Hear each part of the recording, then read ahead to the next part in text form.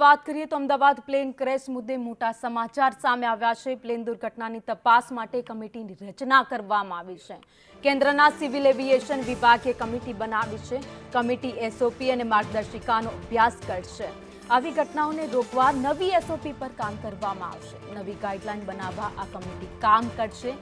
આ કમિટીમાં ગુજરાતના અધિકારીઓ પણ રહેવાના છે। ગૃહ વિભાગના પ્રતિનિધિ પણ કમિટીમાં હાજર રહેશે। તો અમદાવાદ પોલીસ કમિશનર કમિટીના સભ્ય રહેશે। ગુજરાત ડિઝાસ્ટર ઓથોરિટીના સભ્ય કમિટીમાં રહેશે। પ્લેન દુર્ઘટનાની તપાસ માટે કમિટીની રચના કરવામાં આવી છે।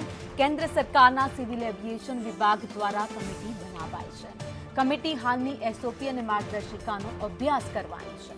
આવી ઘટનાઓને રોકવામાં આવે, ફરી એકવાર આવી કોઈ ઘટના ન બને આખા વિશ્વમાં, તેના ઉપર ખાસ આ ચર્ચા બેઠકમાં કરવામાં આવશે અને ગાઈડલાઈન બનાવવામાં આવશે।